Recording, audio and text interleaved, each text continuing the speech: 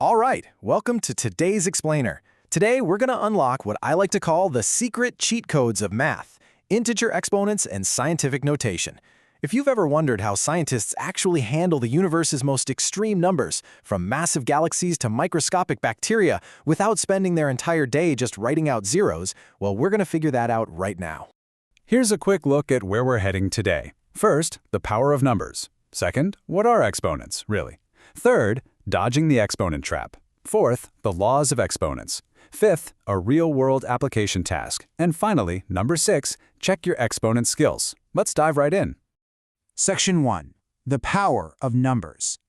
Let's actually set the stage with a very real problem that scientists face literally every single day. How in the world do we write the distance to the edge of the observable universe? Or, on the flip side, how do we measure the exact size of microscopic bacteria? These are real, tangible things we need to calculate, but mathematically, how do we do it without writing endlessly? We absolutely need a shortcut. Because, honestly, if we don't have a shortcut, we end up staring at something like this. 1 quintillion. Just imagine the hand cramp, right? Writing out a number with this many zeros is just completely inefficient. It takes up way too much space, and it's incredibly easy to accidentally drop a zero and ruin your entire calculation. This exact inefficiency is what leads us perfectly into the mathematical tool that fixes our giant number problem. Which brings us to Section 2. What are exponents really? Well, according to our grade 7 foundational sources, an exponent is simply a compact mathematical way to show repeated multiplication. That is the core idea you really need to hold on to here. It's basically a tool for repeated growth or scaling. So instead of writing out the same number being multiplied by itself over and over and over again, we use an exponent to shrink that whole massive process down into one neat little package. But to use that package correctly, you've got to know its parts. The big number at the bottom, that's the base. It's the specific number that is being repeatedly multiplied by itself. The smaller raised number is the exponent, and that tells us exactly how many times to multiply that base. Visually separating these two terms and knowing exactly what each one does is absolutely critical for mastering this in grade 7. Moving on to Section 3. Dodging the exponent trap. Now that we've got the definitions down, we need to sound the alarm on literally the most common pitfall in pre-algebra. The correct logic is that 3 to the power of 2 means repeated multiplication, so 3 times 3 equals 9. But the trap? Our brains want to jump the gun and quickly say, oh, 3 times 2 equals 6. No way. Remember, an exponent does not mean multiplying the base by the exponent. The exponent tells you how many times the base multiplies by itself. All right, Section 4. The laws of exponents. Now that we've safely navigated around that trap, let's take a look at the product rule. If we take 2 to the 3rd power times 2 to the 4th power and completely expand it out, we have 3 2's being multiplied and then 4 more 2's. Count them all up and you have 7 2's in total. So it simplifies nicely to 2 to the 7th power, or 128. And this gives us the product rule. When you're multiplying terms with the exact same base, you don't actually multiply the exponents, you add them. 3 plus 4 is 7. Let's see how this works with variables too. Take x to the 2nd times x to the 5th. Expand it out, that's 2x's times 5x's, which gives us a total of x to the 7th. You just add the exponents. It really is that simple. Section 5. Real-world application task. Let's actually take these exponent rules and apply them back to our very first question about handling giant numbers. We solved the giant number problem using something called scientific notation.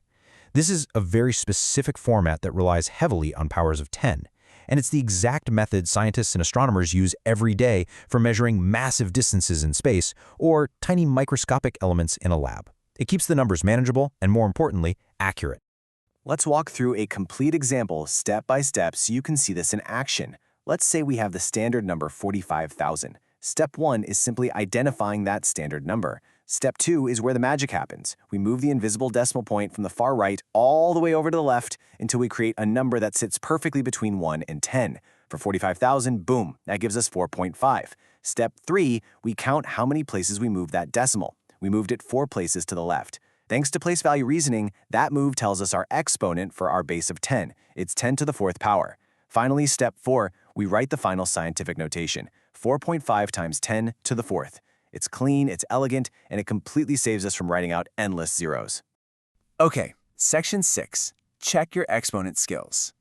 All right, it is time to put this into practice. Here are 4 questions pulling from everything we just talked about, plus a quick little review of the number system from earlier in the unit. Question 1. Evaluate 5 to the third power. Question 2. Simplify x to the second times x to the fifth.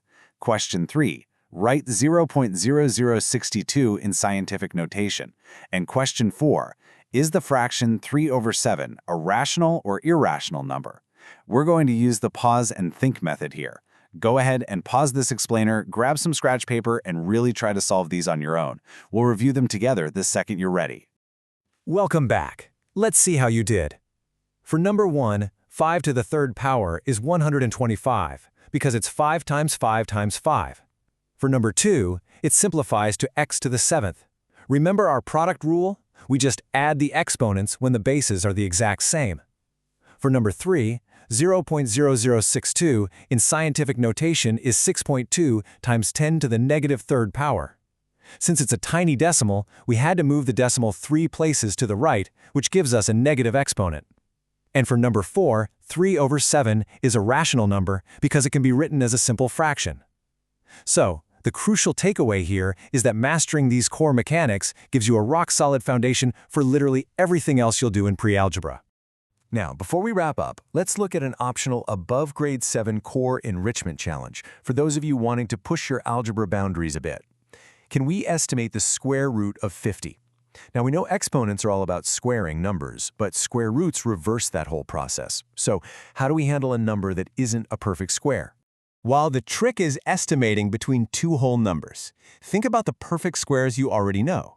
We know the square root of 49 is exactly 7, right? Because 7 squared is 49, and we know the square root of 64 is exactly 8. Since 50 sits just slightly above 49, we can confidently estimate that the square root of 50 is going to be just a little more than 7.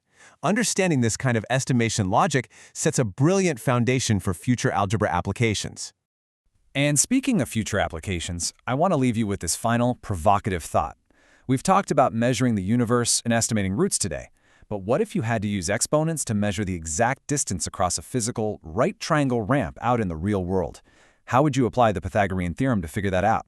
Ponder that as we close out today's lesson. You now have the mathematical cheat codes for integer exponents.